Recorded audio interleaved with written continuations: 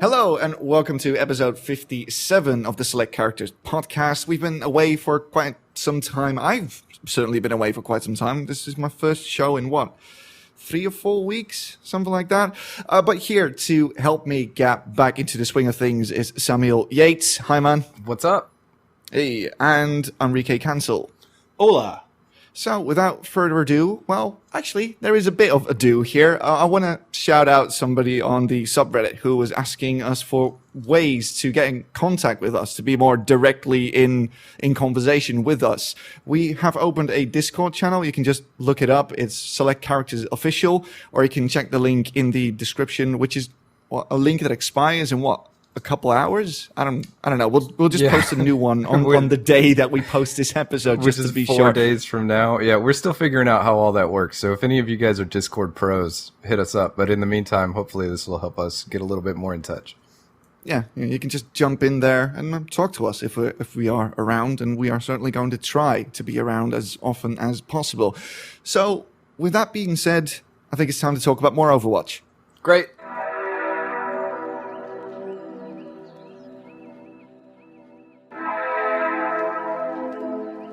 And it has been another fantastic week for video games because of the E3, but more on that later. First, let's talk about what we have been playing the past week. And I said it in the intro, and I'm just going to repeat it now. Overwatch. I've played so much Overwatch. So much, even, that stuff like The Witcher 3 Blood and Wine just fell to the wayside a bit.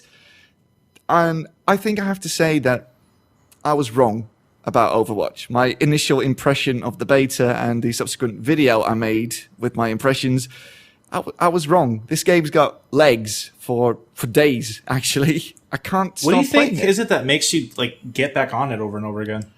I don't know, dude. I think in part it's because the matches are really, really short. So if you've got 15 minutes of nothing, you can just play some Overwatch. It's a game that is fantastic just to bridge small time frames and stuff. So yeah, every time I've got 15 or 20 minutes, I just play Overwatch, and I find it enjoyable every time I do.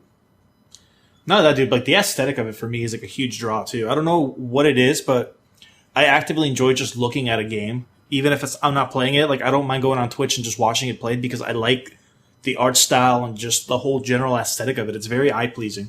Yeah, it's very Blizzard as well because it's all pastel colors and stuff like that. And very cartoony. It looks really, really good. Especially for a game that isn't as graphically demanding as a lot of other games are. I think it is one of the most beautiful games I've played in recent memory, just because the art style is incredible. For sure, man. And just the differences on the level design. Somewhere from the map on Ilios to I forget what it's called, but it's one of the capture points in the I guess in Japan. Hanamura? Yeah, Hakamura or something like that. Yes. Yeah, I mean, it's such a beautiful aesthetic, starting off in the arcade, then going to right into the temple, versus Ilios, where you start off in that little. It almost looks like a beach island resort, and you go all the way through to the ruins and everything. Yeah. It does places really well. Everything has atmosphere, and you can instantly recognize where in the world it's supposed to be, even without the names and stuff. Mm-hmm.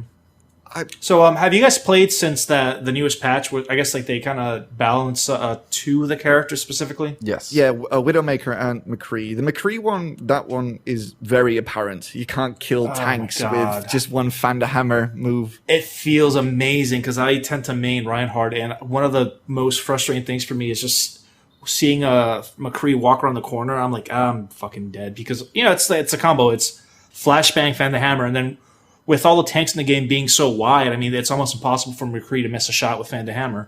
Yeah. So it was almost always an instant kill. Yeah, he's a lot better now. He's perfect for shutting down Genji and other very fast characters like Tracer. He's amazing for that, and he's not as amazing for tanks anymore, which is good because he was way too prevalent since launch, and people. And not just that, but even characters like Reaper and Mei. I guess because of the speed at which the stun lasts versus the speed it takes them to unload the full clip of Vanderhammer. Mm-hmm. Characters like Mei and Reaper actually still have a chance to retreat, or at least take cover. It sucks now. It's a bummer. It does, but I mean, it's McCree still fulfilling his role because he's still serving as a point of control. I mean, if you're in a point where you can force the enemy to retreat, at least I think you've done your job. Yeah, definitely. I don't like So, it. yeah. I don't like the change. Not positive. Yeah, I'm he's a in a fan much of it. better place in terms of balance and stuff. So Same with Widow. I thought they did a great job with Widow, where I think it makes her more. You need a little bit more skill to be successful with her, rather than just having her body shot. Like weaker people like Zenyatta or Tracer. yeah, definitely. There's still not a great way to communicate her ultimate ability to the other team. So you Right. never really know when the enemy Widowmaker has activated it, which I find a bit annoying. I She see has that got with a French kill voice cams. line, but sorry. Kill cams are normally how I find out that information. Yeah, that's what I do. No, Wait, because just purposefully die just yeah, to see if no, she's I mean like activated the after ultimate. she blows my brain out of my skull, I'm like, oh, I guess she had her ult up. Let me just tell everybody real quick. Nah, there needs to be a better way to communicate that. I want them to do that with Hanzo's what is it? Damn it, Okami skin, because it actually changes his ultimate to like the wolf, Yeah. and it changes the audio level for when he says his chant, so you really don't hear it until like the end of the howl for the wolves. Yeah, it's a lot less. Well, it's not as voluminous as it was before. Yeah, with that skin. Yeah. So and I'm not saying that gives a player a clear advantage to the point where you're going to be using those wolf skins ahead of anything else, but it does make it a little bit less convenient for the opposing team to hear your attack at that point. So that can kind of mean the difference between getting a team kill, and things like that. They're gonna fix Yeah. that though. I mean, it's only a matter of time. That's something they'll fix. I wouldn't worry about it too much. Yeah, I mean, especially with competitive coming up at the end of the month. Oh, I'm really looking forward to that. I'm cautiously optimistic. I like that so far. Most of my experiences with Overwatch have been positive. I love the fact that your teammates can't see your scores. They're very personal. That way, you don't have anybody getting on that elitist high horse, telling yeah, you how to play definitely. or calling you out. But Definitely. it's just, I don't know. When you get into the rank play, it kind of introduces this level of competitiveness that I think can be a cesspool breeding ground for that kind of toxicity. Oh, yeah, that's standard fare with games, isn't it? Yeah, I guess. Just I wish it wasn't. What if you could see it if all 6 people agreed to it? How would you feel about that, Jay? Yeah, that's never going to happen, and you know it. I know, but when I'm in a 6-man, I wouldn't mind, like with my friends, I wouldn't mind having a little bit of friendly competition there. I don't know if that's important enough. Honestly, if you want to have that, I know. I mean, don't they have that with the medals? Yeah, Oh. that's true. I mean, every match you have to listen to somebody telling you how many golds they got. Yeah. I never do that. That seems weird, but And I it's think the always a medal bastion system is- or something, right? Yeah, right. I Always. think the medal system is well done because it shows you, hey, you have a gold medal for damage, which means you did the most damage, and we'll leave it at that. They don't need to know by how much you beat the bronze guy. Yeah. Gotta say this though, people are way too focused on the play of the game stuff. To the point where sometimes people would just start fighting each other in the chat over a play of the game. It's a pointless little thing. Don't get so hung up about it. I mean, I have fun with it just because it's funny seeing a Torbjorn get play of the game when all it is him laying dead on the corner and his turret take out 5 people. Yeah, I saw one on Reddit today where it was just a Torbjorn standing face to a wall, just hammering the wall while his turret was killing players in another place entirely. I love those, actually. I never get angry when I see those. I just think those are incredible. I think my favorite play of the game was Bastion killing himself. How did he do that? Technically, he popped his ultimate, and Lucio had popped his ultimate at the same time on the enemy team. Right. And he managed to get rid of everyone's shield with, I think within a few seconds of Lucio popping his ultimate because they were grouped up. So it counted as a shutdown against an enemy counter, which I think that's kind of weighed a little bit more heavily on, to calculate play the game. Right. But unfortunately, he also ended up killing himself. So it just kind of the play of the game just shows him jumping down, taking anyone's shield down, and then just dying immediately afterwards. Gotta love that. Yeah, man, Overwatch. It's been a very big surprise to me how much I've taken to the game. I love it. It's become a part of my daily routine now, and I don't see that changing anytime soon. It's Yeah, I'm just glad. harmless fun, isn't it? It's just well-designed, harmless fun. it's rad. It's a real goodie. I'm really looking forward to them releasing new maps and heroes, and I like that they're going to have a little bit more of a cautious approach to it too. Because remember, In what some of way? the dev talks they were mentioning that they're still kind of gauging how they want to release the heroes because they don't want it to be because they're in that weird gray area where they don't know what's too much, what's too little kind of thing. So they actually came out and said it that they will just be releasing them one at a time because they released it 3 at a time during the beta, and that caused a lot of players to turn around and demand that all 3 heroes would be removed because they're all overpowered. It's like Genji, Mei, and someone else. Yeah. So they've decided to just release one hero at a time so people can get used to playing them and playing against them. And that way they won't shake up the meta as much. Nice. Good to know. That's pretty good. I'm looking forward to new characters and more shorts, actually, because those shorts, I think they convinced me to buy the game in the end. Dude, I would kill for like a little web series with just on the like a prequel to Overwatch, like the Omnic Crisis and all that stuff. Yeah, because I get the feeling that there's a lot of really interesting lore there. Oh my god, yeah. Imagine what that game was. Well, dude, I think the general consensus is that they pretty much cannibalized what was left of Project Titan and used it to form Overwatch. Yeah, this is the PvP mode from Titan, I believe. But still, the characters are talking to each other, providing little bits of backstory. You've got the shorts that provide more story on both the heroes and the world they inhabit. I just want to know more about the world itself. I know on one of the Blizzard because they were actually talking about that. I think the whole Omnic Crisis and everything was something that they kind of pulled out at the last second. Mm-hmm. They had like the framework for the game put together, and then when they were thinking about some background story, I guess somebody came up with the idea of like the whole rogue AI kind of thing. So it's got a lot of really cool background. Mm-hmm. I just want to know more about that. But yeah, eyes towards the competitive mode for now. I can't wait to find out how shit I actually am at this game. I don't know, man. I've played some teams that are like higher up, and it's a complete shutdown. Like you can't even get out of the spawn point, like level of disparity in skill. Yeah. How many players now, though? 9 million? Over 10 million, actually. Over 10 million active players, and that number is rising still. I think it's even overtaken League of Legends in Asia, in some parts of Asia. Has a bigger market share there now than League of Legends has. So you got to assume you got to be better than a decent chunk of those people. Here's hoping. Yeah. I mean, I know they're tweaking like the ranking system too, so you won't always. It won't be like StarCraft where like you randomly get matched with like a diamond player and then get completely obliterated. Yeah, it's got to be 2 metrics, I believe. You've got the MMR, and then there's a skill rating to go along with that as well. Mm-hmm. So you'll be, hopefully, if everything goes well, you'll be matched against people who are of similar skill. So it's not just MMR. And I think they mentioned with like I guess whatever ranking system they're using, you can't really rank out of a tier in regards to like going lower. Like you can only rank within the tier.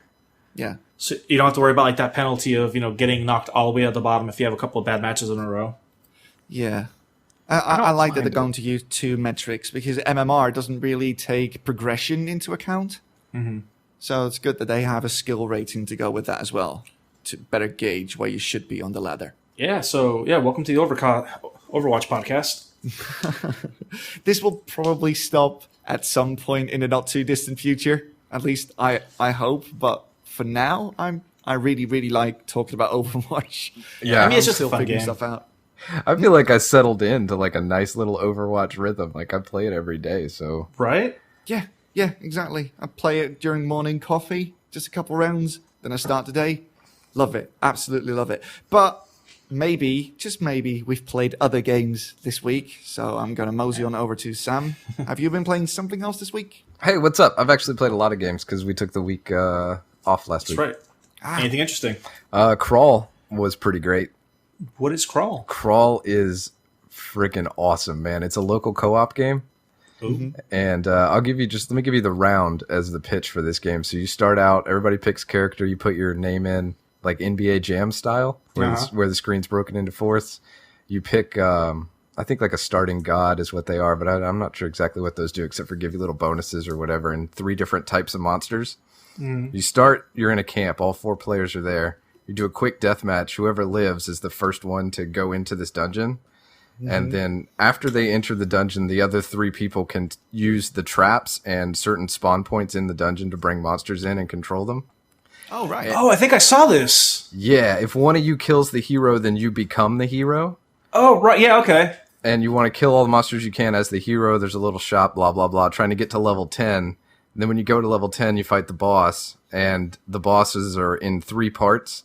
So one of them's a dragon, one person will be the head that spits acid, another one's the fire, and another one's whatever the third one is. I can't remember. I think it's ice. That's really cool. And then, if you're the adventurer who does that and kills the boss, then you win the game. That's how you win. And it's like this constant trade-off back and forth of trying to get the last hit on the hero, but also wanting to wait for the hero to kill the other people's monsters first, because then when you become the hero, you don't have to fight them. Mm-hmm. And, nice. Okay. Yeah, so in the meantime, you're just a ghost and you run around the screen picking up these little beans. If you get enough beans, you can make a jelly blob that's like an extremely weak monster, but the hero can't leave rooms until all the monsters are dead. So if you kind of work out, you make a jelly blob, the other people get in the traps, you can hold him here and try and take him out. Like a lot of strategizing between, each of the opposing teams. And this is this local co-op or? Yeah, it's local co-op. How do you... Well, I guess, so the other player can see the ghost getting into the traps and everything? Oh, yeah. Okay. And then, like, between levels of the dungeon, you level up your monsters, that like the ones you have selected, and you get that EXP by the more hero levels that other people gain. So the stronger they get, the stronger monsters you'll have to try and, like, swing the balance back in your favor. Okay, so it keeps it like fairly even for the most part. It seems pretty even, man. And the game is just a lot of fun because it's not really hack and slash. It's almost like closer to a fighting game because there's a lot of delay on attacks. And so like before you can do your next attack, there's normally a delay. So you need to be like on point with where you're at. And you get a lot of that Yomi style reading stuff where like, are they going to go up or down or left or right? I need to go to the opposite. I need to dodge this way. And then when you get good reads on people, that's when you're getting your hits, and that's when you're like, taking control. Oh, that's cool, dude. That's a compelling concept. That game is awesome, dude. It is so much fun, man. Yeah, I saw a trailer for it. Like I think it was like at PAX last year, and it looked really interesting. But I hadn't really heard much of it since. So I'm glad to know that it's actually kicking off really well. I would assume that it's still in early access. I'm pretty sure. But that was the first time I'd ever played it. But man, it was a blast. Nice. Good to Sounds know. like it. Yeah. Yeah, I'm always on the lookout for those good local co-op games, and that one's definitely going to stay in the stable for a while. All right. Yeah. So, anything else? Few other things. Let's see. SteamWorld Heist. Right. I played some of, which is pretty cool. I don't know. It doesn't really feel like there's too much to say about that. It's just a side view tactics game, just like move and shoot, tactical positioning stuff. So completely different from SteamWorld Dig. Yeah, totally different. Definitely more turn-based, more tactical, and it's cool. I like the way that you actually have to aim all the weapons in this 2D plane. Right. So you sort of end up doing this, like they breathe a little bit too. So you're trying to time your shots, and they don't all have laser sights, so you're just trying to line it up. It feels a little bit scorched earthy in a way. Right. Okay. A little bit. But yeah, that game was pretty fun. I have to dig more into it to really let you know. Let's see. Other video games. Oh, hey, from the backlog files, I started playing Saints Row 4. Nice. Oh. Dude, I genuinely enjoyed that game. I don't know, like a lot of people gave it crap because I think they said it went too out of left field, but I thought it was fun. No, man, that game's hilarious. Yeah, dude, like with like superpowers and aliens and just like all sorts of like insanity, dude. It was fucking awesome. It's genuinely compelling and very, very funny. And there's like the guys I started fighting that are all glitched out, like weird models and stuff. Yeah, and like when I was playing, I couldn't tell if the game was just like acting up or if that was like supposed to be happening. So that was like kind of a nice touch. So awesome. That game's hilarious and fun, and just one of those just real light, just whatever, just have a good time, get in there and jump around games. I really like the stab they take at Mass Effect with the romances. Have you tried that yet? Yeah, I did. Yeah, that one's amazing. Just walk up to somebody. Oi, want fuck? Yeah. Well, I mean, even with the fuck was like that weird sphere AI, which was like hilarious. Yeah, so that's good. Man, the one thing about that game that's getting to me are like the way that I would want the environment to be less accurately modeled because there's all these weird little ledges and crenellations and rooftops all over the place, and so that it runs counterintuitively to the fact that you have super speed and you can do all this cool stuff when you're always tripping on curbs or like the little edges around the roofs of houses, right? Like that is dissonant in tone. Dude, Now that you mention it, I remember playing that game, and I remember like running at super speed, and like I guess my character rolled his ankle, and he ended up tripping, but the momentum carrying him didn't stop him at all. So I just get this ragdoll effect of like 4 or 5 miles where he just keeps like flinging forward despite being on the ground. Yeah, and like when you're trying to climb buildings and stuff, there'll be like a weird overhang or a shutter that you can't jump through, or you're running over a roof and you end up like not being able to run over the end of it.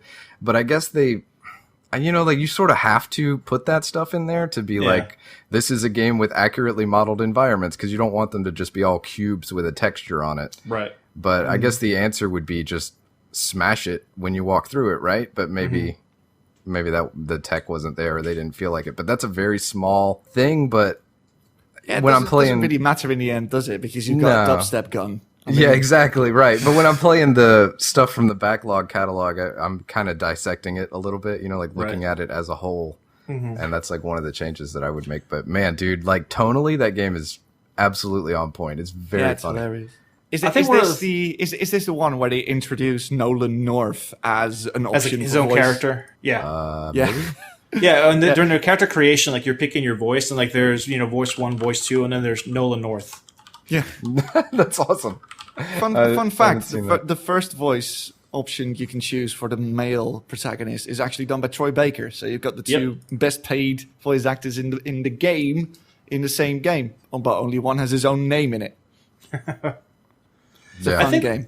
I think the only thing that I remember that kind of threw me off a bit, and it wasn't even like a bad thing, it was just something I noticed, but I think the powers were done really well, because you get a really cool mix of like offensive powers and like the transportation.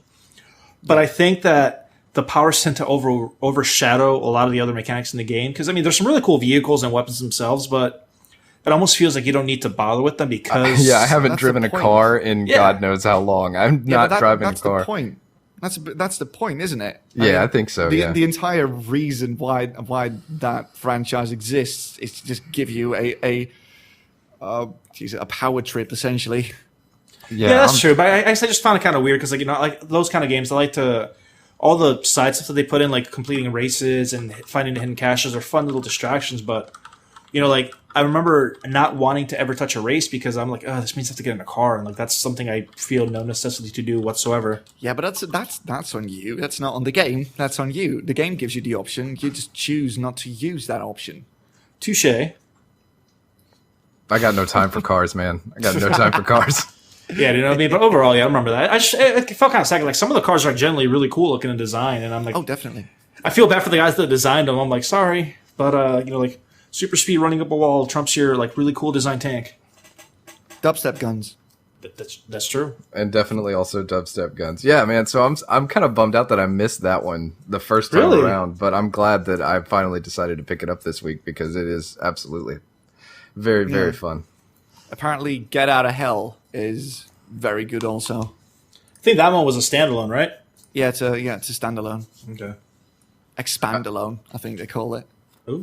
Yeah, I think that about covers my stuff. Oh, I was talking about Wasted a week or two ago, and I ended up finishing that game, and it turned out to be pretty good. Just to give a final thought on that, they did. I was starting to get a little bit of traction, and then for some reason, in the middle of the week, the guy put out a patch, and he ended up toning down the knockback on a couple of guns. I think the minigun from the guy who shows up if you're in a level too long, And then it was just way too easy. It was like a cartoon character. You know how they run their feet in the ground, and then when they touch the ground, they zip off?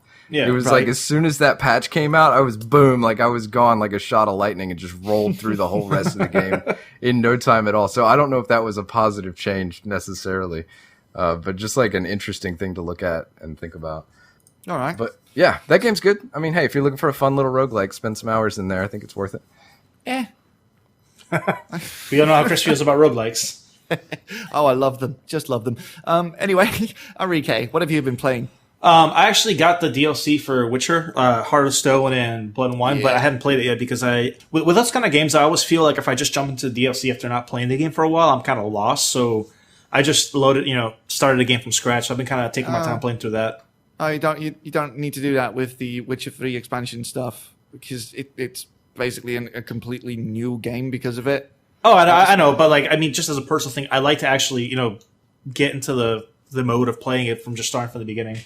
Acclimate, essentially. Yeah, pretty much. So I mean, yeah. So I started replaying The Witcher, and I forgot how much fun that game is. It's just genuine exploration, and I was kind of thinking about something because I noticed like if when you break it down mechanically, a lot of the quests really amount to the same exact thing. It's just go to point A, find a clue, follow the waypoint to point B, and kill the enemy. Yeah. That's it, and that's all the missions are. But stylistically, they're designed it in such a really fun way to do it that it doesn't feel like a chore.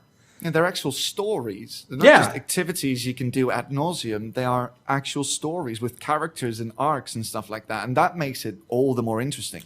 Yeah, but it's funny because like when you break it down, like literally like the quests revolve around, get to point A, find a track, hit your Witcher senses, follow the track to the end, and then complete the mission. And it's a cookie cutter formula for almost all the quests. But because like you said, there's a story behind them. There's some like the really cool design choices of them. It doesn't feel like that when you're actually playing it, so it's a lot more engaging than like you'd think otherwise. So that's a huge thing that I noticed with the game. Yeah, and also I'm noticing that I missed a lot of quests like the second time through, which is kind of funny. Like I remember just like running into old acquaintances, or like that one guy that I guess he's challenging you to fight for the honor of Lady Bellevue or something like that. And I guess like he challenged you 3 different times, and like all 3 times you like kick his ass or send him packing. Oh right, yeah. Which is out of nowhere. So I mean, it's just been a really fun experience. I'm taking my time with it. Remember Chris had a really funny comment because I remember I got to Skellige. And I was telling him like, dude, like this is probably one of my favorite zones in the game. It's just so gorgeous, and it does Skyrim better than Skyrim did Skyrim. It's very true. For one, it's actually fun to play, which can't be said of Skyrim. Yeah, I mean, and it treats the whole Norse mythology like really, really well. So I mean, it's like I said, it's just a fun, enjoyable experience. So it's a mixture, isn't it? I mean, the locale is very Norwegian and Swedish, even though Skellige is named after a bunch of islands north of Scotland. The Skellige Islands, I believe they're called as well. Did not know that. And that's actually where they filmed the ending of Star Wars Episode 7 with Luke Skywalker. Okay. That is Skellige. That is actual Skellige. I can see that. Yeah. And the naming conventions are Irish. So culturally, it's like a mixture between Celtic and Norse stuff, and I absolutely love that. Nice. Yeah, so I'm excited to get to like the Heart of Stone and Blood and Wine expansion. So I'm getting really good. Yeah, that's what I heard. I'm getting really pumped for it too. I try to avoid spoilers the whole time they've been out because those are kind of things I want to go into blind. But man, just they kind of rekindle my love for the Witcher game. So I've been playing that, and then with E3 showing like all the new games, the South Park game Fractured But Whole, it kind of I love the title. It made me want to dig up a Stick of Truth again and play that. Or, that was a genuinely fun game as well. Such a good game, that one. It's just an episode of the TV show, but 10 hours long. Yeah, and I was surprised because the game itself was actually pretty fun. The mechanics were kind of simple. Reminded me a lot of like what is it? One of the old Paper Mario games? 1,000 Year Door. Maybe it was, because I think that's one where because it's all turn-based, timing-based, and it's really simple, but it gets the job done, and I think it really helped push the story along. Because I mean, it's a South Park episode. It's really funny. It's got really good jokes and references to like the rest of the series, and then you throw like a nice little decent game mechanic onto it. It made it for a really solid game. Wait, is that you're talking about the new one? No, the old one, like the Stick of Truth. Oh yeah. That game was bad, but the thing that it had in it that I liked actually was the touches of yellow to show the objects that you could interact with. Yeah. I liked that a lot. So you didn't like the game itself? No, the rest of that game was garbage, but I did like that. I did like that little design point on it. Yeah, so I mean the new one looks kind of fun too, so I'm looking forward to that one. Looks amazing, actually. And it's kind of fun. Yeah, and then other than that, I picked up Far Cry Primal because I don't care what anybody says. Far Cry is always a guilty pleasure of mine. And it's a Far Cry game. I mean, there's not much to say past that. Compare it to the previous one. It's the same exact map as Kirat from Far Cry 4.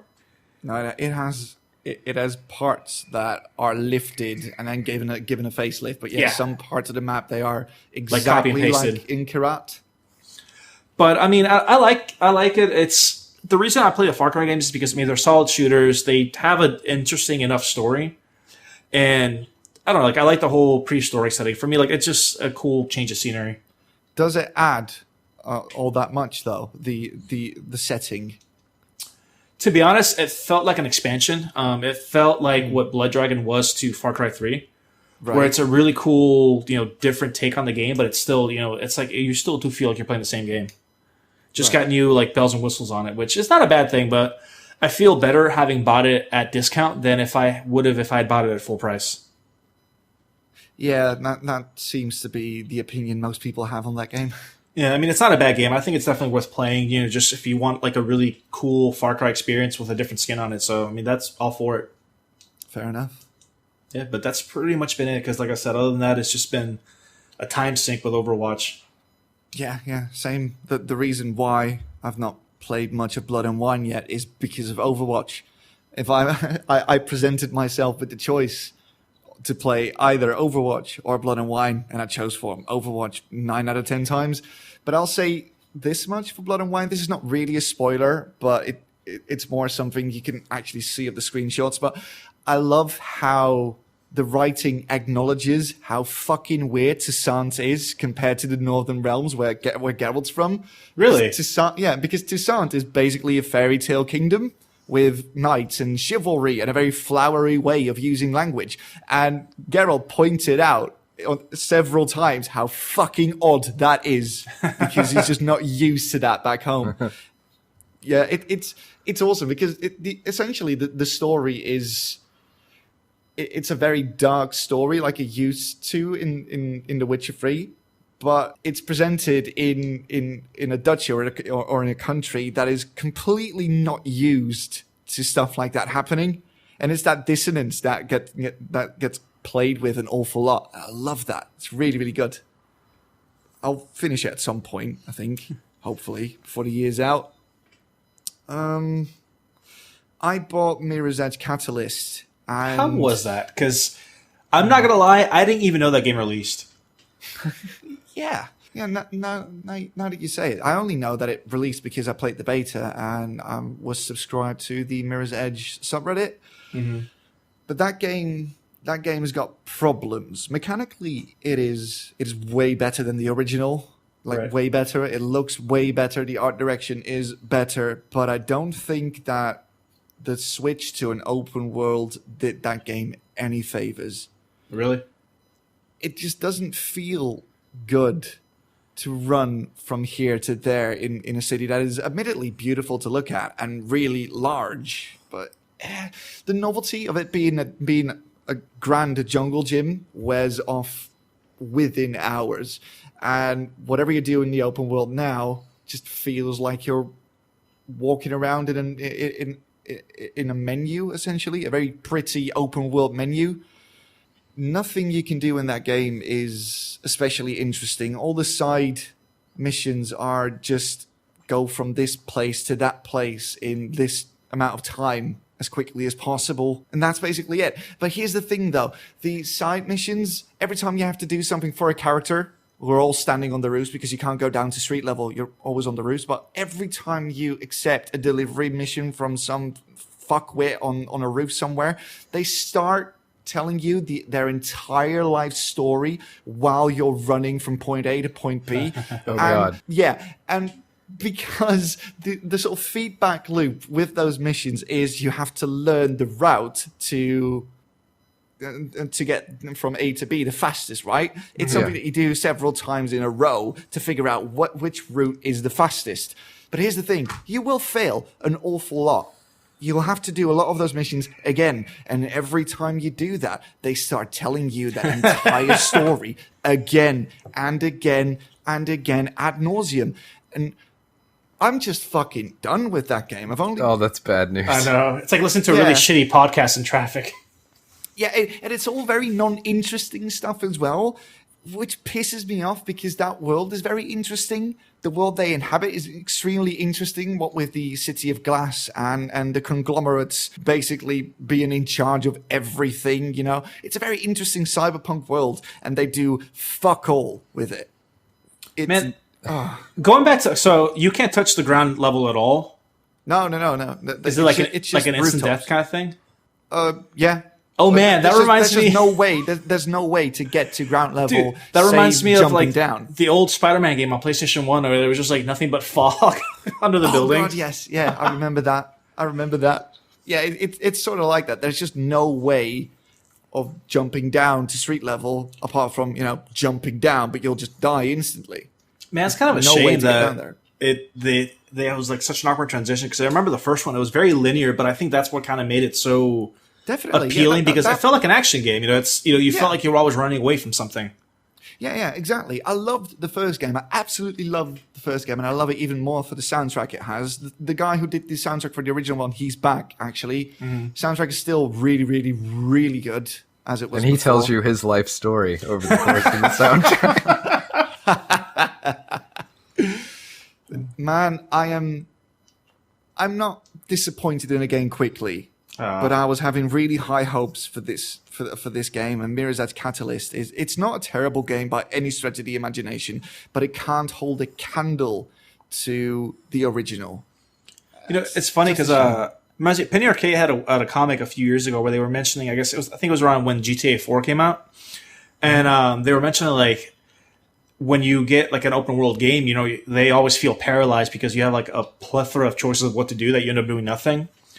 And it just kind of reminds me, like when you have games that make that weird transition from being really linear to open world, it almost like it's a very, very thin line where a lot of times it can actually just kill the entire game because, you're used to being like with Mirror's Edge, it was a very action oriented game and it always had this motif of you're running towards something or away from something.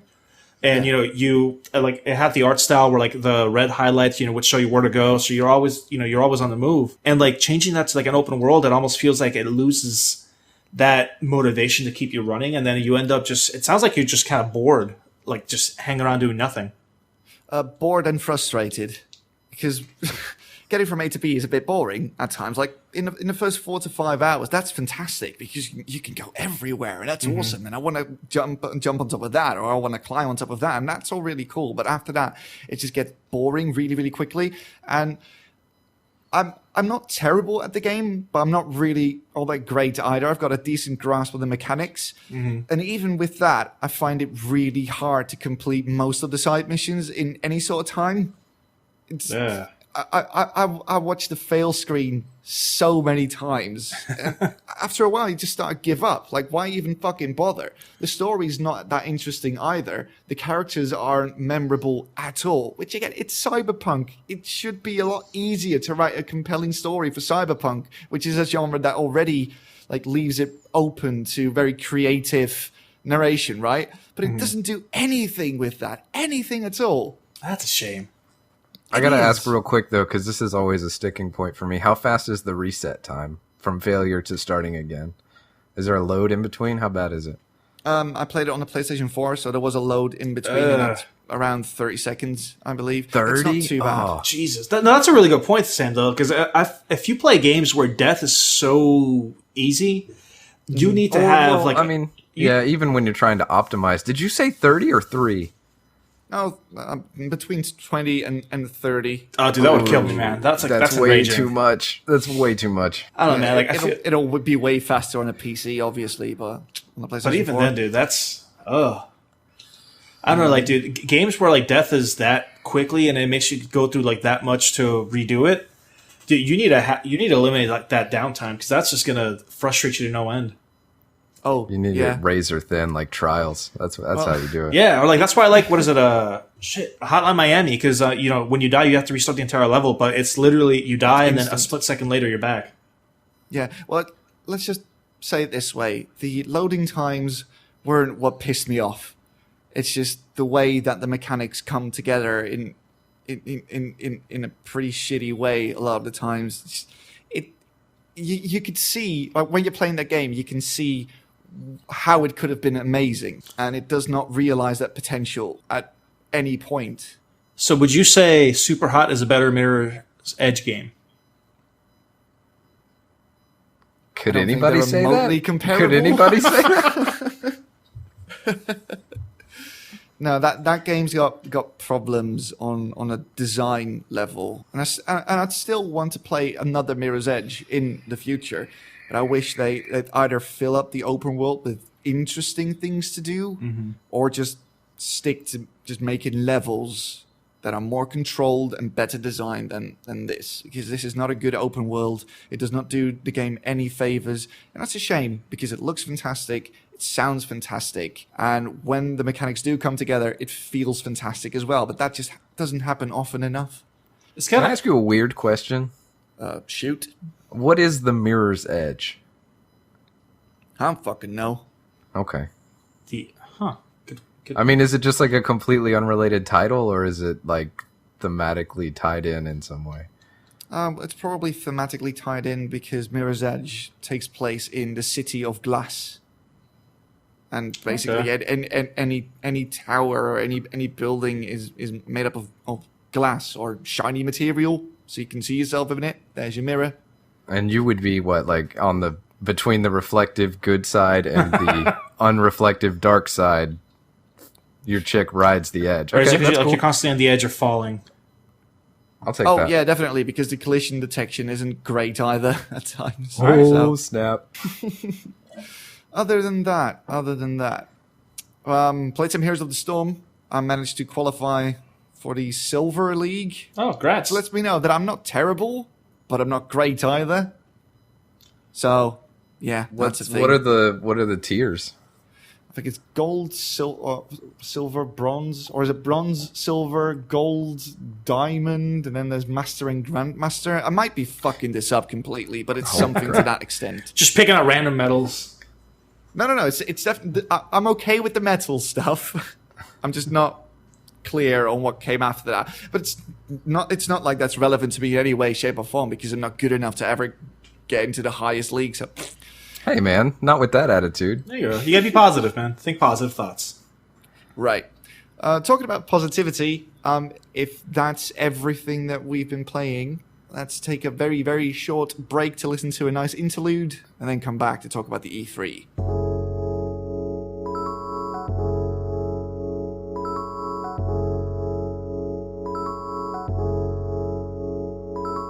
All right, we are going to talk about E3 2016. Here are the rules. We are not going to talk about everything that happened either at the show or during the conferences in the interest of time, and I want to get back to watching Season 4 of Orange is the New Black. So I picked... Snap. Is that on? Yeah. It just came out recently. That has been my day today. I got to do that too. Let's wrap this thing up. All right. We are going to talk about the conferences mainly.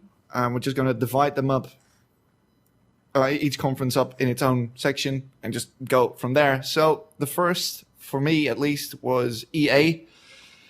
And I have to say, that was a very, very positive conference, wasn't it? They've been really, really working on doing a 1080 on their image. They are donating to a charity. They've started the Play to Give program, which is a series of events in EA games, and that culminates in EA giving $1 million to charity. There is also the EA Originals program, which is similar to what they did with Unravel last year. Just going to grab an indie developer from somewhere and just put their stamp of approval on that. Make sure that the masses see it. And this year that's going to be Fey or Fee, it's called. It's some artsy-fartsy game about communing with nature and stuff like that. But here's the thing. EA is helping them get introduced to a wider audience. Nice. But they're not taking any of the profit that game will get in the future. So it's getting a stamp of approval, and that's it. 100% of what that game earns goes to the indie developer in question. Which is pretty great, actually. Who's getting the better end of that deal? I mean, it's good press for EA, and who knows, maybe they can get some good developers out of it.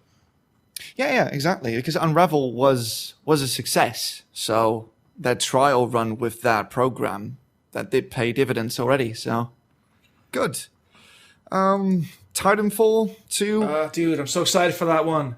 Yeah, are you? Like, I played the first one and I wasn't really excited by that either. And then I watched the Titanfall 2 stuff and it just failed to excite me as well. That's just personal opinion, obviously. But what is it? Like, what really attracts you to Titanfall 2? Honestly, well, first of all, that they got rid of that bullshit system exclusivity, so that's a big plus. And second of all, the fact that it's a story mode added to it, because I don't know. I know it might not be an unpopular opinion, but I thought Titanfall 1 had like really good gameplay. For what it was, I thought it had solid shooting. It had a really cool concept. The movement was like freaking amazing with like the parkour wall running kind of stuff with like your jetpacks and everything. Mm-hmm. It almost reminded me of Tribes, I'd say. Right. So it was a really cool concept, but I felt like somewhere along the line they just got really overwhelmed and they just dropped it. Because like the story mode was really irritating. The story mode was just literally a multiplayer map with a voiceover, and that was it. Which is, I guess, it's fine. But if you're gonna pitch it as a story mode, don't. I just felt like I don't know. It just felt lazy. I think we talked about that at some point. We were like, do games need a single player mode? They don't need a single player mode. I mean, Overwatch is proof of that. But I mean. It'd be like if Blizzard would say, hey, we're adding a story mode to Overwatch, and it's literally the same gameplay, like versus mode. It just has like a quick voiceover before the match starts. Yeah, and that's what I didn't understand of the first game. It was just the same matches as always, but with some disembodied voice spouting exposition at you. Yeah, and I think the issue with Titanfall was that I think it suffered from not enough, because it had like this really cool start, and it just never added to it. You had a very limited selection of weapons, very limited selection of Titans that you could use, very limited selection of maps, and they never really expanded on that too much. So I think it lost a lot of interest for people. But looking at the trailer for Titanfall 2, it looks like they're really like fleshing out the whole story and giving some background to the actual Titans and then the whole concept of an AI system in it. Mm-hmm. So I mean, that alone, I think I'm interested to play just for that aspect alone. And I'm sure if they keep the same gameplay as they did with the one, just add a little bit more variety to it. I mean, I think it'll definitely be a good seller this year or whenever it comes out. Maybe it'll make a better impression on me when it's closer to release. But from what I saw now, it was flashy. Definitely, it was dramatic. Stuff exploded, but it's nothing like. I mean, I also come from a generation that grew up watching giant robots. So anything that has that, I'm like 100% on board. Fair enough. What else? Mass Effect Andromeda got a very short in-engine trailer. I kind of wish they'd just hold off on showing us fucking behind the scenes and just wait till they have an actual trailer. Just give me gameplay. Just give me some gameplay, please. Although they did give me enough to sort of go on for the next couple of months at least. I mean, we know the main character's called Ryder. Yeah, we do know that. And what I've been hearing is that we are essentially the aliens in a completely new galaxy, and we have to ensure that we as humans get a foothold in this completely alien world for us, or alien universe. There's a couple of game sites a few months ago went like the whole.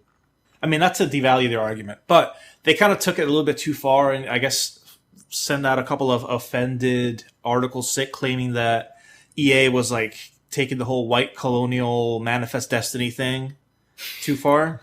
God, we're like, we're the rich and powerful white nation taking over like the alien area, and that's a little bit of a reach. Could we just fucking not? I mean, right? Games are fucking fantasy.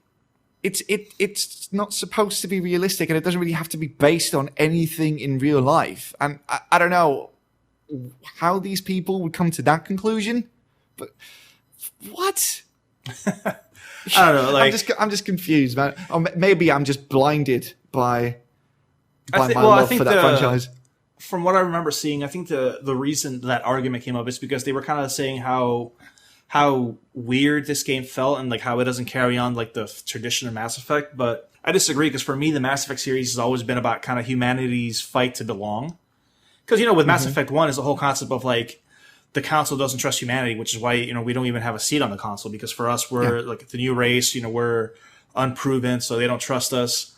Mass Effect 2, again, it shows you that humanity is still fighting to kind of show that they matter, with like the whole concept of human colonies getting abducted, and again the alien races are like, well, that's not our problem, that's you deal with that. And then with Mass Effect 3, again, it's the Reapers are coming and they're taking over, and again humanity's looking for help, and everyone's reaction is like, well, they're attacking Earth, so that's not our issue. Well, and I think culminates in Unity. Yeah, I mean, exactly, and eventually it culminates with Unity, and I think that's what the same feel that they're going for Andromeda, where again, like we're the outsiders, we're going to be the underdogs as humanity, as a collective race, and we kind of have to once again fight for our place to belong. So I mean, that as a concept sounds really cool. I just wish that, and I had this argument with a friend of mine, but I'm kind of getting tired of trade shows showing us games that are, years down the line. It kind of for me that is that purpose, isn't it? I mean, yeah, but I don't know. Like I like how Bethesda did their Fallout 4 announcement, where it was literally like, "Hey, this game's coming out in 4 months. There you go." And I wish more trade shows were to kind of just to show you something that's really in the immediate future and give you a reason to get excited, rather than a proof of concept of a game we're not going to see for another couple years out. That doesn't really bother me. Yeah, that's just me. The big game of the EA conference was Battlefield 1. And I like that DLC. I like that they showed an hour of gameplay after the show itself, and that does show that EA is really confident in the quality of the game itself. And I have to admit, it looks really, really good. For sure, it's a good take on it. I mean, I think the big thing that they have going for them is just they're kind of bringing a little bit of breathing new life into the whole FPS genre. They're doing what... I wouldn't go that far. No, dude. I mean, they're doing what Treyarch did with Modern Warfare. Up until that point, everything that we were getting was just World War II shooters, and then these guys come out and then release like a futuristic shooter. Everyone was hopping on it, so that's what Battlefield's doing now. Because I mean, look at all the other FPSs where we've reached the end of the timeline, and now we're just shooting it out into forward futuristic sci-fi shooters. So they're gonna do a facelift so they can stand out and say, "Hey, we're going back to World War One." Yeah, I like what they're doing. I like that Battlefield is doing something completely different from Call of Duty now, so people can at least stop pretending like those two games scratch the same itch, because they don't. One is Twitch shooter, and the other one is combined arms multiplayer stuff. So I'm glad that they're sort of separating that in the public eye now. That's pretty good, but it looks good. Zeppelins, that's awesome. I'm going to Hindenburg the fuck out of everything. Ooh, phrasing. That was intentional. Can you do that? I think so. I mean, it's not a scripted thing on a map. That just seems rude. It's war, innit? That's true. So, anything else about EA that you guys liked, enjoyed? No, let's keep the ball rolling. Yeah. All right, then we're going to Bethesda, which is pretty short, actually.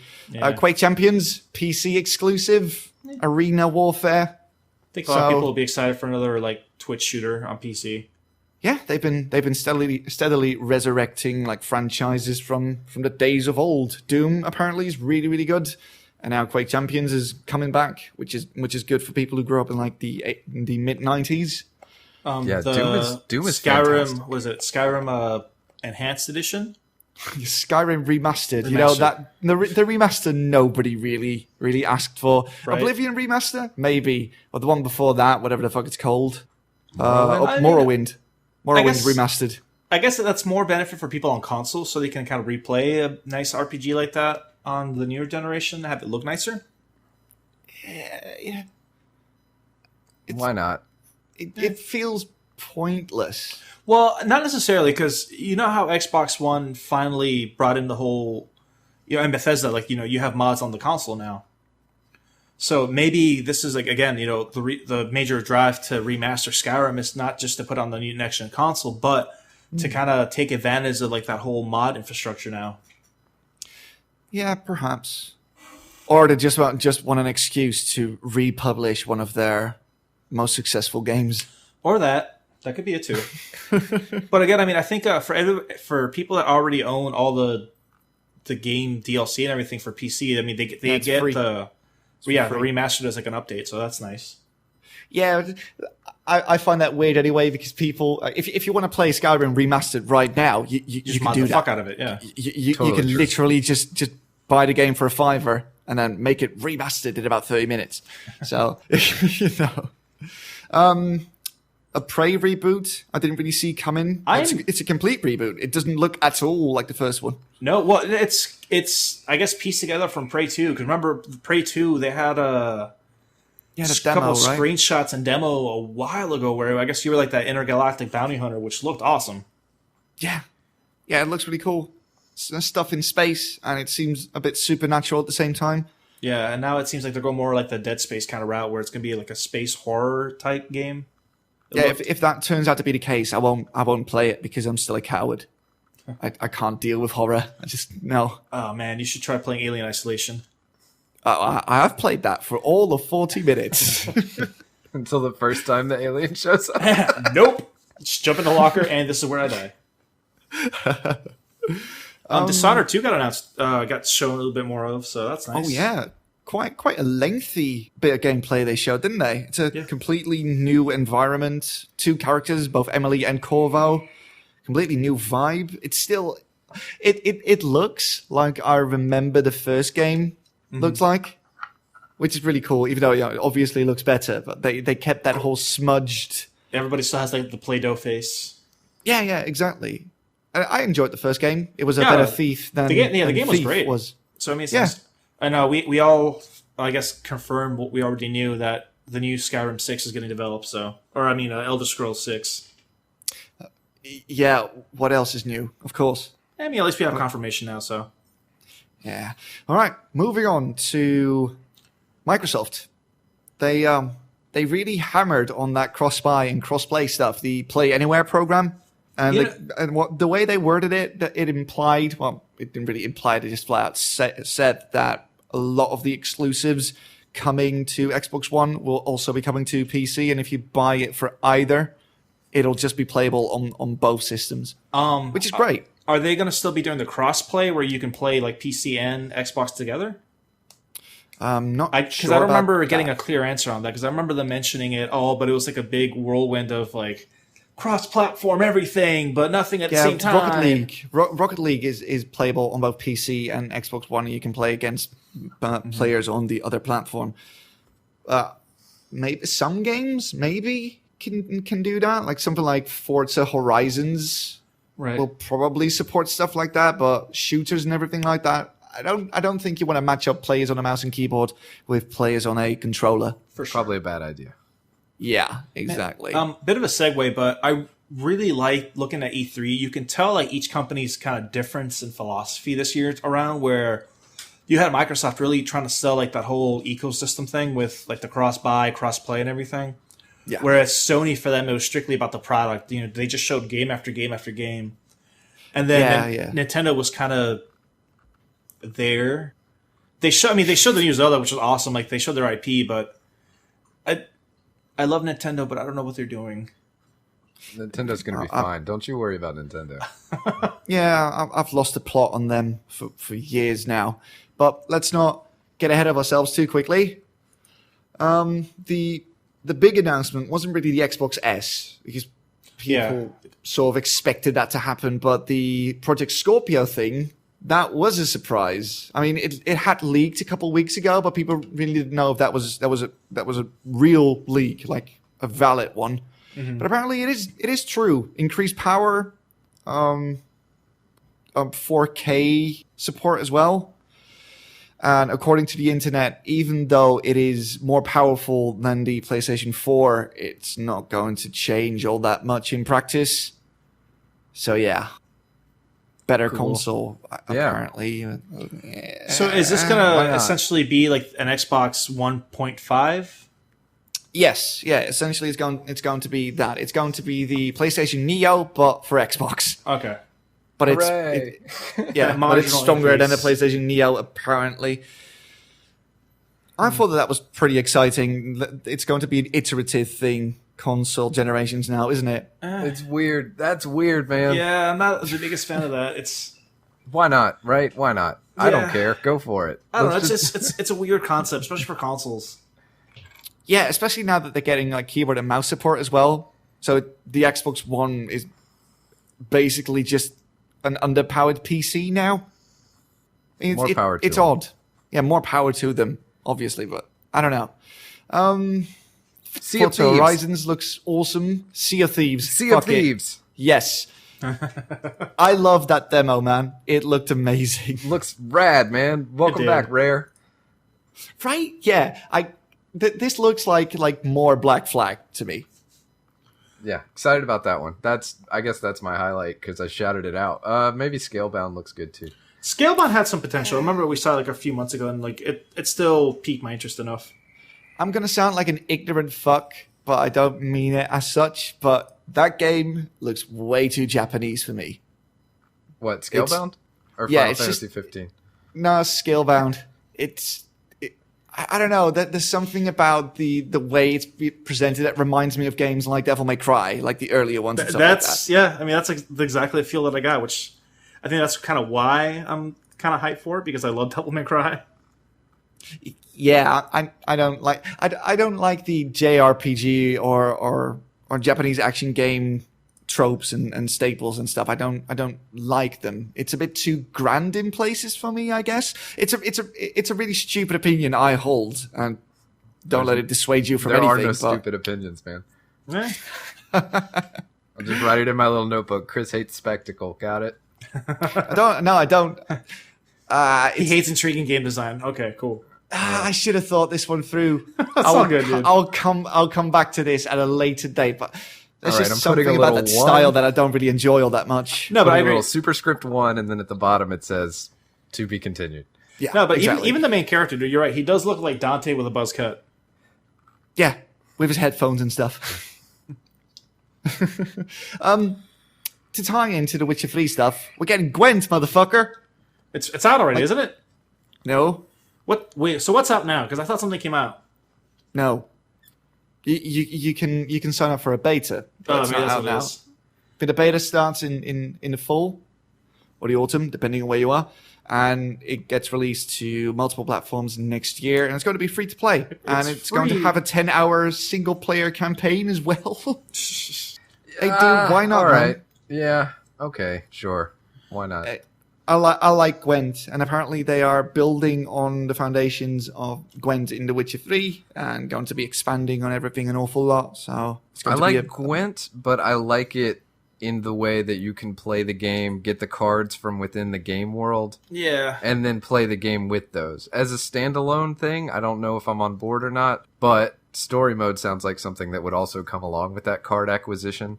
Yeah, apparently that's going to happen. At least That was that's a big how I part of understand it for me. Like, as a card game, sure, it's fine. It's not topping any charts. It's a totally competent card game, but it was the acquisition that made it for me. So, I mean, we'll see.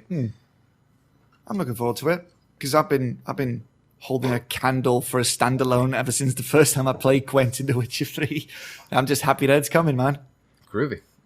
One last one for the Microsoft one, and that's We Happy Few. That's that weird cartoony 60s London thing where everybody is on literal happy pills and your character decides not to take those pills anymore, and then stuff happens. He gets chased because he's the only one who's not happy or something like that. It looked awesome. It looked really, really compelling and odd and kind of scary. It could be. So if you have not seen the trailer for that, you should really, really look that up.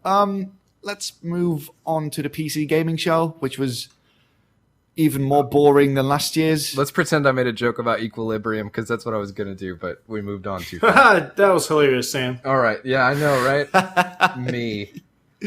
All right, I'm PC sorry. gaming show. It was really boring. Dawn of War 3 looked really good, though. And you've got Vampire, which is that new game by the people who made Life is Strange. Looks really stylish, brutal, gritty, set in London. You're a doctor who's been transformed into a vampire, and he goes on some revenge story or something like that. It looked really good. Other than that, it was the PC show. Did they show Mountain Blade there? I think Yeah, they did. Mountain Blade showed- 2. Yeah, I did not watch the PC show, so I don't know. But Mountain Blade 2 had a really good, like, I think it was like a 16-minute video of a siege in that game, and it looked awesome. yeah, I think they showed that. I was really interested at the start of the show, but after about 10 minutes, I went into this catatonic state for the rest of the hour. So if they showed anything of that extent, I don't have any clear memories of it. Bannerlord, they had some gameplay and stuff, so I mean, it looked great. It looks awesome. I'm excited, dude. I've never played the first one. I miss playing Should games I that really show play the raid first one? stuff.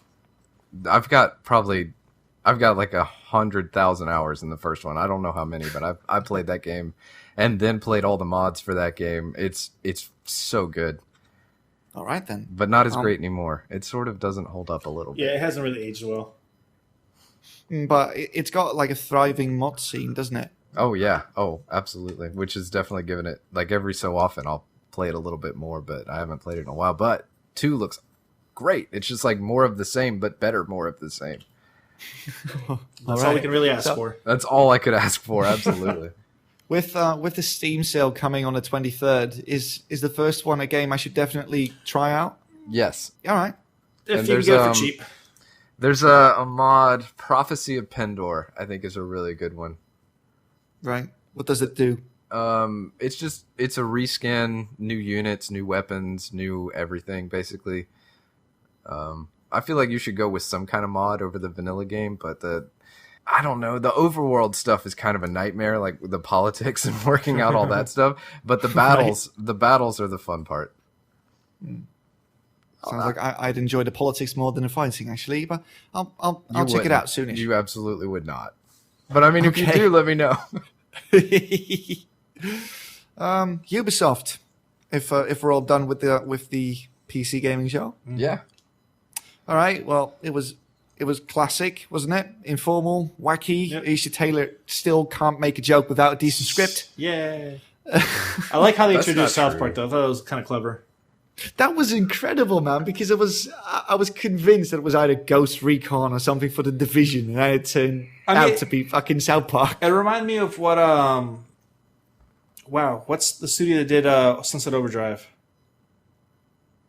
I don't know. Insomniac? Yeah, the way Insomniac pitched on Sunset Overdrive last year, or like a few years ago, where it starts off as like a really gritty military shooter, and then it kind of takes that transition to the bright, wacky, outstanding kind of level. So they did the same thing, which is kind of like a nice little twist.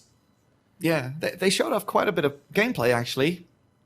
So it was really, really cool. It looks a lot better than it did before. The mechanics seem to be expanded upon and more interesting, so every fight is now more engaging than it was in the first one. Yeah, it looks a little bit more fleshed out, which is kind of cool.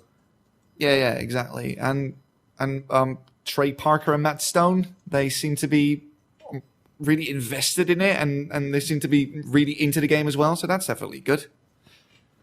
So why not? Star Trek Bridge Crew in VR, finally. Cool. Mm-hmm. Now all I need is a VR headset and a video card that can play VR stuff. Ooh, Trials of the Blood Dragon. Yeah. That one looked fun. I did not see that one coming. What? I know, dude. It looked awesome, though. Oh, yeah, definitely. It looked amazing, but I did not see that coming. They're not really doing 80s style this time around, are they? It's more 90s. Yeah, I think it's still like that 90s post-apocalyptic kind of thing. It looks great. I mean, Trials is fun as fuck anyway. So. Oh, yeah. I just thought it was weird that that kind of came out of nowhere. Yeah, definitely. Which is why I said I did not expect that one. It was a nice but surprise. I'm glad though. that it's coming. I'll give that a play, no doubt. For sure. Yeah. For Honor, got a story trailer. So apparently that game's got a story. Could be fun. Okay. Yeah, it does look good. Plus, the guy who makes it, he is a fucking Viking. Like, I don't know if you've seen the dude who's the creative lead. I have not. It's a dude with long hair, a beard. He's huge, and he's got a walking stick and a baritone booming voice. That guy is a literal Viking. So I think that game is in good hands.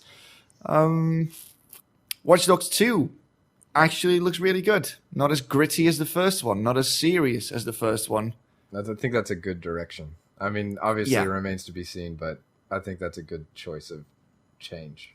Yeah, what they showed off definitely looks like a more fun game. I mean, you play as a hipster. One of your best friends is a punk with ASCII eyes. It's just light-hearted. I like that they're going to San Francisco as well. For a cyberpunk game, San Francisco is not really the first location you'd think of when you think cyberpunk. But cool. I'm okay with that. Let's go there.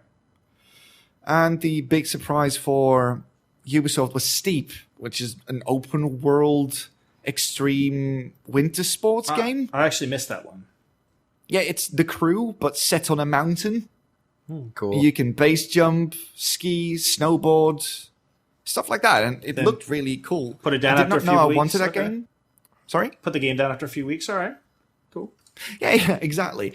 I didn't know that I wanted a game like this, but now I really, really do. So, yeah, that was their big announcement for this year, together with Watch Dogs 2. Let me second tell to you about last. Cool Borders. Cool Borders. Tell me about Cool Borders. That's just an old snowboarding game that was awesome. Good to know. What are we talking about? Like PlayStation 1 era, or Yeah, PS1. so it was a contemporary of SSX, Maybe. overshadowed by, or Probably. I don't know. It was good. It was good though. But I mean, like, I like the Tony Hawk style of snowboarding games. Mm-hmm. oh yeah, definitely. So it'd be cool if just they came fun. out with something like that. Yeah. Sony. 40 minutes of trailers at the start. Spider-Man. Spider-Man. I'm so psyched for Spider-Man. Yeah, it looks really good, doesn't it? Yeah, and it's made by Insomniac Studios, which if they can make a game half as good as Infamous, I am fucking down. Oh yeah, they did Infamous Second Son, right? They did both of them, sir. Oh, all of them. All right, Yeah. never mind then. Yeah, they do free flow movement really, really well. Yeah, so. dude. And I don't know, man. Like the Spider-Man games hold a special place in my heart because like those are like some of the best open world games I played growing up. Spider-Man 2 Spider-Man and 2 for Ultimate the Spider-Man. GameCube. Yeah. Especially those. So I mean, just to get that on a next gen console is awesome. That would be cool. Yeah. Plus, I could go for an open world Spider-Man game that's actually good. I think that kind of hints at a revival or resurgence of like Marvel gaming IPs again, because there was also talk that Ultimate Alliance 4 would be coming to next gen, and I think Disney's gonna be a little bit more open with the Marvel property rights for games. So I actually thought that game was not that bad. what Ultimate Alliance? Yeah. It was damn right. It was not that bad. Yeah. It was That super game fun. wasn't that bad. Yeah, so I mean, it was a fun 4-player beat 'em up hack and slash kind of thing. Yeah, totally. So if we can get a couple more games with the Marvel IP, dude, I'm super psyched. Being like a big comic book nerd, I'm like happy. I just really love Spider-Man. Yeah. So I'm interested the moment they show Spider-Man in something. I wasn't even going to watch the new Captain America film, but then Spider-Man. So now I have to see it. I'm not gonna Still lie, haven't, though. like the purist in me is a little weirded out by the way the costume looks with like the giant white spider emblem thing. Eh. But other than that, dude, the trailer looked awesome. The enemies they look like Mr. Negative's henchmen, which are like these weird, like Chinese themed demons. So it looks really fun in general. So I'm super psyched, and I know that Insomniac Games, like they do open world amazing, and they have a really good track record with like a superhero style genre. So I think they're a really good pick for it. Yeah, definitely one to watch there. Definitely. God of War goes Norse mythology. Yeah, they took a really big cue from Last of Us. It looks like. Yeah, it seems like it. It does not look like a hack and slash game anymore, does it? No, I mean, it still has action in it, but yeah, you're right. It's definitely because from what I heard, apparently the kid's supposed to be present the whole time around too. So it's very much Last of Us with Ellie and the other guy. Oh wow, can't remember his name. Joel. There you go. Ellie and Joel, substituted by Kratos and his kid, but still, The biggest surprise there, I think, was that Kratos was not yelling and or extremely mad at everything. Yeah, so I get the feeling this might be a little bit more story driven because you could kind of feel like that he's kind of trying to keep his anger in check, and he's got a son that he's supposed to be guiding through life now. So it's got this really cool, like dad with a bad past kind of motif going on. Yeah, definitely. And this might just be me, but I think that Norse mythology is a lot more interesting than Greek. Yeah, So I'm glad that they're making the jump. Man, that's funny. When I saw a trailer in the back of my head, I just imagined an announcer saying, "You thought we were out of gods." I kind of want this to be like a theme where they just go down the list of deities, and then next up we'll have like Christianity, and then after that Egyptian mythology, and we'll just keep going down. Christianity would be kind of boring, though, right? The one god. There's not a lot of bosses. I don't know, dude. You have at least 12 disciples. Oh, wait, yeah, the disciples and stuff. Yeah, but they're just people. Hey, I mean, I'm sure you could doll them up a bit. The Moses fight would be really badass. I mean, it'd take place in an ocean. He's constantly like opening and closing, waves on you. Oh, shit, dude. I didn't know I wanted this. Dude, come on. Now that you say that. No, you don't. This, you don't. dude, want this that. could be totally epic. Press X to dodge water. Great. Cool. Keep it rolling. I don't know. Did you guys watch the Call of Duty stuff they did during that show? No. I saw stuff on Twitch, and that was hilarious because they started playing the Call of Duty trailer, and it looks really, really good. So people in the Twitch chat, they started chanting "Rip Call of Duty," and then in the end, turns out they were watching Call of Duty all along, which shot Twitch chat up for all of 3 seconds when that happened. That's funny. What do you guys think of Death Stranding? I fucking love Kojima, dude. I don't care what anybody says. Yeah, no, I'm with you on that. I'm glad that Sony pretty much just gave him a blank check, and Kojima's like, all right, I'm going to make my friend hold a baby because I can.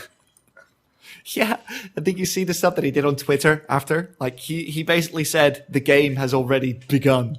Like, there's stuff out there already. See, I don't know, man. Like, I think Kojima is one of those people, like, he's got an awesome vision for games, and they might not appeal to everybody, but it's always a fun trip just to kind of experience them. And I think with Konami, you could definitely see they were, I don't know if it was on Konami's behalf or on his side, but there was definitely some tension that was really affecting his work. And even Metal Gear Solid 5, towards the end of it, it kind of felt like the project just got abandoned by the wayside towards the end of it. Mm-hmm. Yeah, I could feel that. I think 10% of every video game ever sold should go straight to him. Like, for the rest of eternity. Hey, I would be okay with that. No. Yeah, but I don't know, dude. Like, it just felt like by the end of his tenure with Konami, man, like, he just got, like, drained or something because whatever was going on with the game, I mean, you could see it in the actual product at the end. It just felt like he just stopped caring. And then Sony picks him up and they essentially hand him a blank check, and he's like, hey, do whatever you do. And then we get this really bizarre trailer, which it might have not told us much, but out of everything outside at E3, dude, that single trailer probably had the most discussion going on out of anything I saw.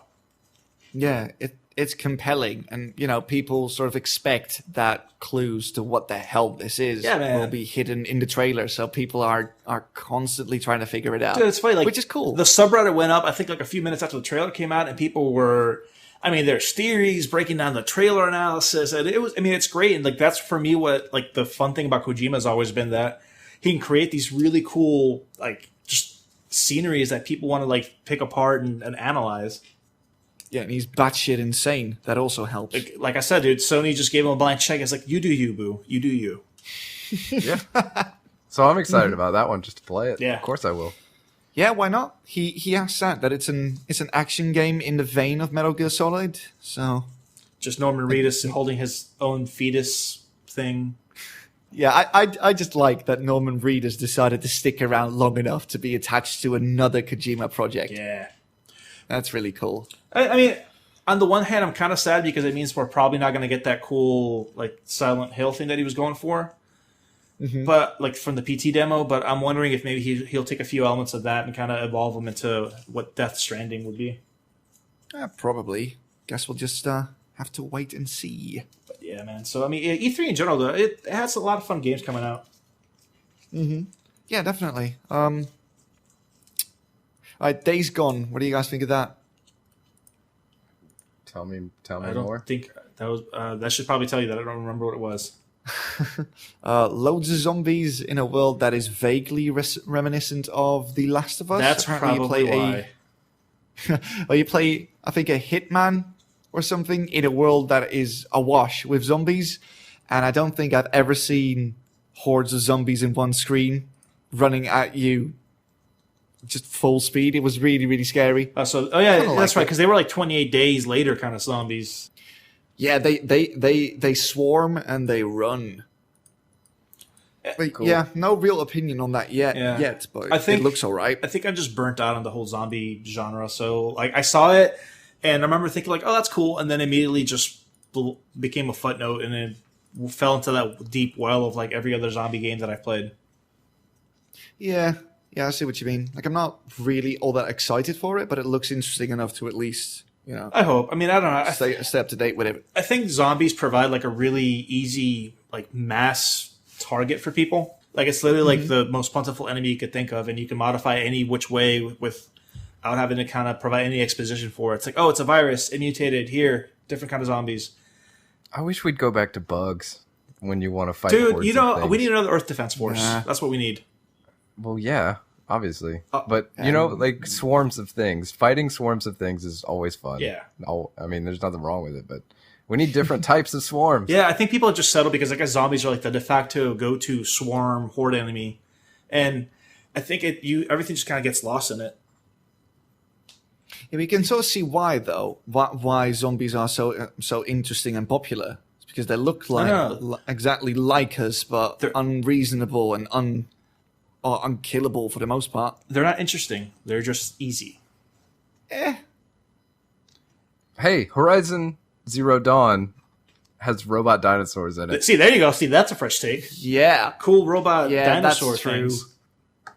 That game looks really good as well. And a female protagonist, which is a big, cool thing because you don't see that a lot. That game looks fun. That game does look like a lot of fun. Yeah. And it did last year too, and it still does, so it's awesome.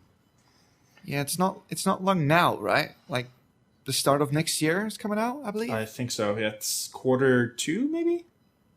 All right, cool. I'm looking forward to that. Oh. I'm definitely going to play that one because it just looks interesting, and I want to know what the mechanical dinosaurs are all about. Why is that there? Looks cool. Sam, you have to help me with this one. Okay. Zelda Breath of the Wild. Dude, that game was phenomenal. You shut up. The game looks rad, man. I know, it's so cool. It reminds me of Wind Waker. I didn't say anything negative about it. Why did you think I was going to slag it off? It really depends on what kind of help you need. I watched a little bit of their Twitch stream and I watched the trailer. I am excited for it. I needed help because I'm not really into Nintendo, so okay. I can't talk about it with as much enthusiasm as you probably could because you like Nintendo an awful lot. So I do. That's true. But I'm not. I'm also not one of those timeline junkie type of people.